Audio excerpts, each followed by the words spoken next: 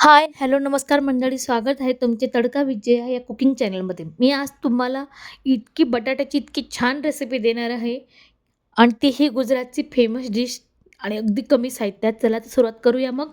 आपण त्यासाठी 2 चमचे धने, 1 चमचा जिरे, 2 उकडलेली बटाटे, त्यानंतर मिरची, अद्रक, लसूण आणि थोडी पुदिना, कोथिंबीर. पुदिना स्किप देखील करू शकतात, पण छान टेस्ट येते म्हणून वापरायचं जरूर.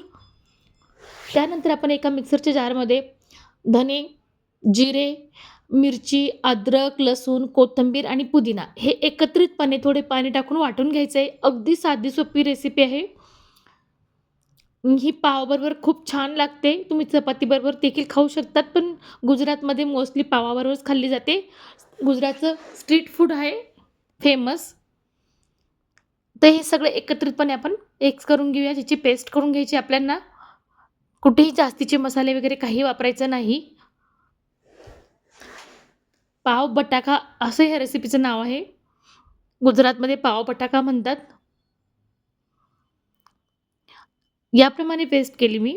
त्यानंतर कढई ठेवायची गॅसवर आणि कढईमध्ये 2 चमचे तेल वापरायचं आपल्याला. तेल तुमच्या आवडीनुसार घेतलं तरी काही हरकत नाही. पण काही जास्तीचं तेल लागत नाही. तेल छान कडकडीत गरम झालं की आपण त्यामध्ये 1 चमचा मोहरी आणि 1 चमचा जिरे. बाकी कुठलेही मसाले वापरायचे नाही. हळद वापरायची थोडीशी नंतर. हे सगळं तडतडून आलं की आपण त्यामध्ये हिंग वापरायचं आहे. हिंग स्किप देखील करू शकतात, पण हिंगाने डायजेशनला चांगलं असतं हिंग, म्हणून टाकायचं. वास पण छान येतो.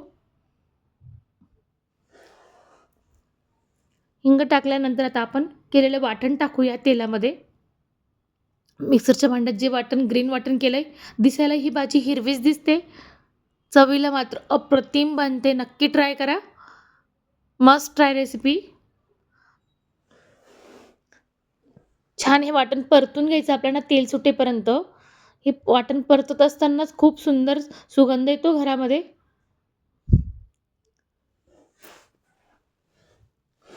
अगदी बेसिक मसाले वापरले बघा आणि 15 मिनिटात तयार होणारी रेसिपी नक्की ट्राय करा. त्यानंतर ते अर्धा चमचा हळद वापरणार आहे मी. हळदीचा वापर जास्त करायचा नाही, नाहीतर भाजीचा रंग आपल्याला हिरवा मिळणार नाही. अगदी अर्धा चमचा हळद टाकली. ती देखील मिक्स करून घेऊया छान. मीठ थोड्या वेळाने टाकणार आहे मी. भाजीची क्वांटिटी बघून मीठ टाकायचं. बघा आपला मसाला छान परतलाय.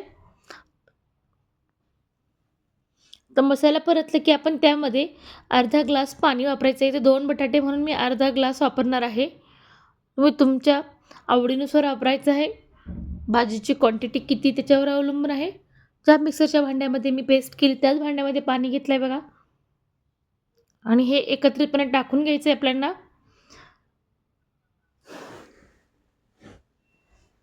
धने काही अख्खे बारीक टाकले त्यामुळे ते दिसतायत छान लागतात दाताखाली आल्यावर. आता भाजीला उकळ फुटतो तोपर्यंत आपण बटाटे घेऊया आणि हे बटाटे आपल्याला कापून टाकायचे नाही, हाताने कुस्करून हे बटाटे रश्श्यामध्ये टाकायचे. अगदी 2 बटाट्यात खूप टेस्टी रेसिपी तयार होते. हे सगळे एकत्रितपणे करून घेऊया. बघा मी इथे हाताने स्मॅश करून टाकणार आहे. काही जाड छोटे तुकडे करायचे आपल्याला. अगदी बारीक देखील नको. झटपट होणारी रेसिपी आणि चवीला अप्रतिम लागणारी रेसिपी आपण पावभाजीत नेहमीच खातो. पण पावाबरोबर ही पाव बटाका भाजी नक्की करून बघा. खूप टेस्टी होते आणि सकाळच्या नाश्त्यासाठी तर उत्तम पर्याय. तुम्ही इथे पावाच्या ऐवजी चपाती देखील खाऊ शकतात, भात देखील खाऊ शकतात. आणि ही भाजीला छान उकळ येऊ द्यायचा आहे. छान उकळून घ्यायची जेणेकरून तो घट्ट होईल तो रसा.